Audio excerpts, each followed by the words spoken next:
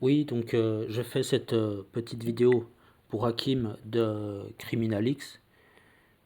Donc il passe au tribunal aujourd'hui. Donc pour ceux qui sont à Lyon, il passe aujourd'hui à 13h30.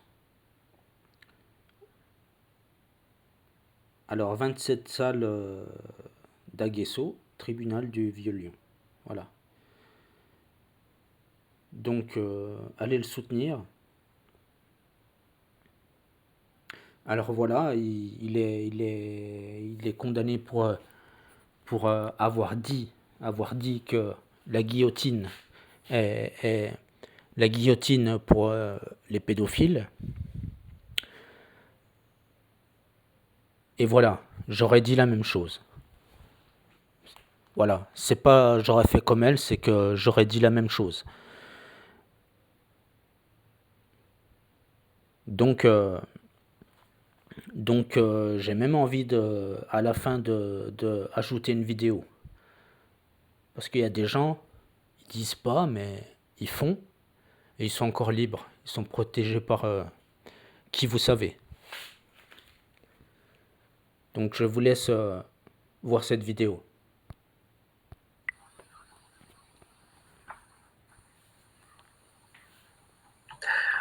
Oui, bonjour. Voilà, je fais cette petite vidéo, comme qui dirait, à l'arrache.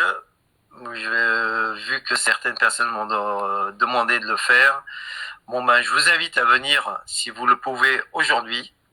Donc, 27 septembre à 13h30, j'ai une audience salle d'Aguesseau au tribunal du Vieux-Lyon, Lyon 5e. Pour vous rappeler les faits, en novembre 2021, le 15 novembre 2021, j'ai été condamné à 6 mois ferme et 6 mois avec sursis pour menace de mort, car j'avais émis le souhait, je vais vous lire même carrément ce que j'avais dit, donc sur une vidéo du 19 novembre 2021, qui est toujours en ligne. J'avais dit, premièrement, ça débute à 11 minutes et 14 secondes. Si ça ne tenait qu'à moi, les pédophiles, les pédocriminels de tous bords devraient subir la guillotine. On devrait rétablir la guillotine pour cela, car on s'attaque à des enfants, qu'on brise leur vie à l'aube de leur vie. Je pense qu'effectivement, on se doit de les dénoncer. Fin 11 minutes 40 secondes. Deuxièmement, début 12 minutes 6 secondes. Moi, par exemple, je voudrais bien qu'on retrouve les pédocriminels qui portent le nom de Céleste Solange, qui vit à Lyon, qui exerce au 149 rue Pierre-Corneille. Si on pouvait dégoter son adresse, elle roule à bord d'une petite Seat. Évidemment, cette personne est à la retraite maintenant. Et troisièmement, début 13 minutes 1 seconde. Eh bien, en fait, il faudrait qu'il y ait des âmes charitables qui se dévouent à les suivre à leur sortie de leur exercice au sein des différentes maisons des solidarités, afin de les retrouver et ainsi pouvoir faire, comme le font certains, les indiquer et dire, bon voilà, il y a des pédocriminels qui vivent à tel endroit, comment pouvez-vous supporter la présence de pédocriminels au sein de votre communauté?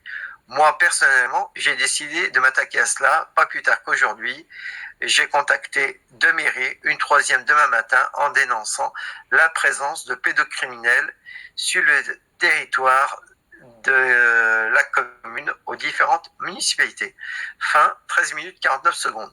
Pour ces faits-là, pour cette vidéo, dont je vous mettrai le lien en dessous de celle-ci, eh ben, j'ai été poursuivi pour menace de mort.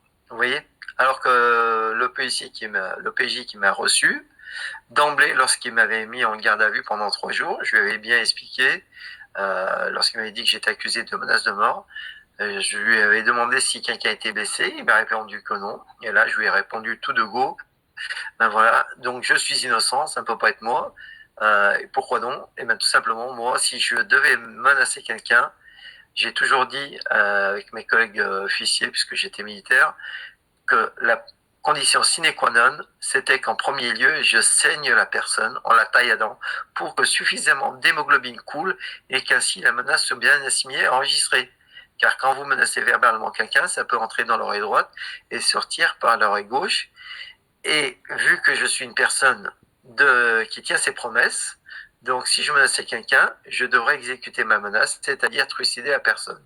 Et là, je risquerais de la prison. Alors qu'en la saignant, ça m'éviterait celle-ci, puisque celle-ci se tiendrait à carreau. Voilà, tout simplement.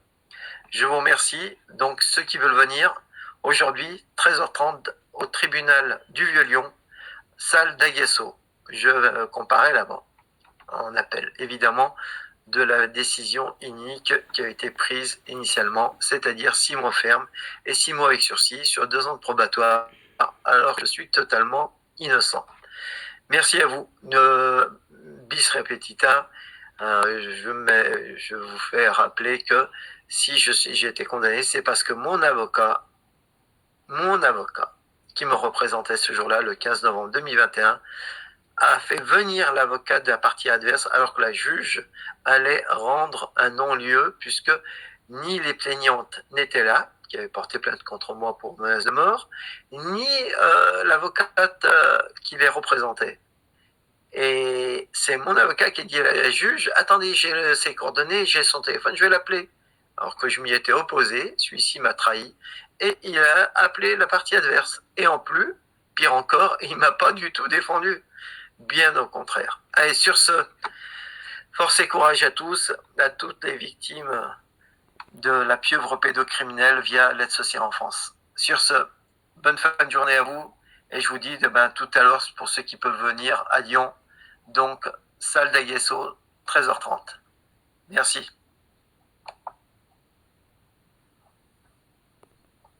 De vie et dans un lieu de vie tenu par l'affaire des lieux de vie et dans un lieu de vie tenu par des socialistes qui s'appelait le Choral.